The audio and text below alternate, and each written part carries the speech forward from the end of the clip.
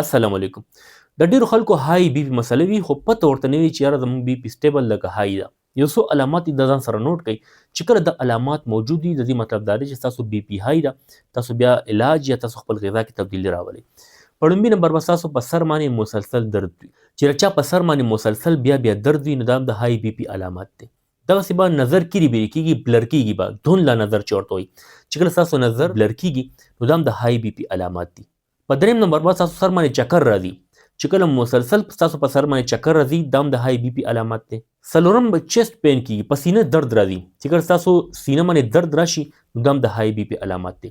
پنځم نمبر باندې به تاسو ساه تنګ کیږي. چې کله تاسو یکدم د ساه تکلیف شروع شو نو مطلب دا چې تاسو بي پي ډیر زیاته هاي شوې ده. شپږم نمبر باندې تاسو د پوزې نه وینه راتلی شي. کله تاسو بي پي ډیر زیاته هاي شي نو تاسو پوزه باندې وینه راتلی شي. اووم نمبر باندې ډیر زیات تکن، ډیر زیات ستړیوالی تاسو محسوسوئ د حد نه سیوا. چې کله تاسو ډیر زیات ستړیوالی محسوسوئ دا هم د هاي بي پي علامات دي. اتم نمبر باندې به تاسو په ډیګیټو کې په خپو کې پړسوب راشي، سوجن چې ورته وایي. چې کله تاسو خپې او د ګیټۍ ډیر زیاتې وپړسیږي مطلب دا تاسو مسلسل بي پي هاي ده. نهم نمبر باندې تاسو د زړه دړکن چې کوم دی هغه درزیدل هغه ډیر زیات ابنارمل وي، ډیر زیات تیز شي، ډیر زیات کم شي، بیا تبدیلی پکې راځي نو دا هم د هاي بي پي علامات شو. او په لسم نمبر باندې تاسو زړه خرابېدل یا الټۍ درتل، مسلسل بغیر څه د وجې الټۍ راتل دا هم د هاي بي پي علاماتو کې دی. که چېرې دا علامات ټول یکدم تاسو بدن کې راښکاره شو او موجود وي نو ایمرجنسي کې به تاسو اسپتال ته ځان رسوئ یا د ښه نه ښه ډاکټر چې کوم نږدې وي تاسو هغه ته به ځان ښایئ چې تاسو بي پي چیک کړي او د هغې مطابق تاسو ته علاج وکړي. بیا چې کله تاسو د ایمرجنسي نه راوځئ نو تاسو خپل خوراک کې او په خپل په ژوند انداز کې تبدیلي راولئ. څه تبدیلی ده او کوم خوراک کول دي. ګورئ، یو خو به تاسو حرکت کوئ، ورزش به شروع کوئ. چې څومره تاسو حرکت کوئ، تاسو ورزش کوئ نو تاسو به انشاءالله بي پي سټیبل وي، بي پي مو برابره وي. دویم به تاسو سټرس ډپریشن نه ځان وساتئ، پریشانونو نه به ځان وساتئ، ځان به خوشحاله ساتئ. بل به تاسو خوب پوره کوئ، په ټایم به وده کیږئ. چې تاسو ته بې خوابي نه وي، خوب مو پوره وي نو بیا هم تاسو ته بي پي مسله نه وي. دریم به تاسو له قبض نه ځان وساتئ چې معده مو صحیح وي. چې کله تاسو حاجت نارمل کیږي او داسې خوراک نه کوئ چې هغه ستاسو معده خرابوي نو بیا هم انشاءالله ستاسو بي پي نارمل وي. بل به تاسو د مالګې خوراک کم کوئ. چې کوم خلک د مالګې خوراک کوي یا سره خوراکونه ډېر کوي، خوړو والا غوښې چرګان دا ډېر زیات خوري نو هغه خوراکونه به کم کوئ. ساده خوراک به شروع کوئ. په تیلو کې به سبزیانې خورئ او که چې تاسو فش خورئ، غوښه خورئ هم هغه چې په تیلو کې پخه شوي وي. د چا وزن سیوایي هغې دې کوشش وکړي چې خپل وزن دې کم کړي. کم خلک سموکینګ کوي، سیګریټ څکي نو هغې دې سیګریټ استعمال بند کړي. ګور دا ټول وجوهات دي د هاي بي پي.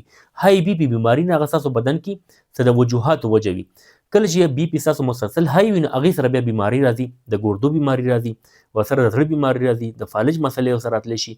نو ډېر خطرناک څیز دی. خو چې کله تاسو په ژوند کې تبدیلي راولئ او خوراکونو کې تبدیلي راولئ نو ستاسو بي پي انشاءالله نارمل وي.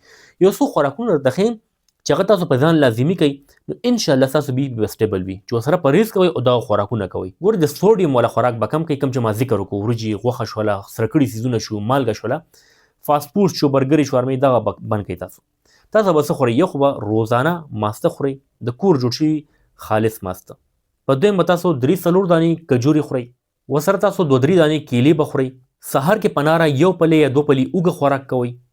د سونف یعنی د کږو او د ادرک کاوه خامخا څکئ. د زیتون استعمال کوئ، سلاد جوړوئ، په هغې باندې زیتون یا 2 چمچ تیل اچوئ او زیتون تیلو کې پخلی کوئ. دغسې د اسپیغول چې کوم دی د هغې استعمال په ځان لازمي کړئ. اسپیغول په استعمال به ستاسو کولیسټرول هم نارمل وي، ستاسو وزن به هم کنټرول وي او بي پي هم انشاءالله ورسره سټیبل وي.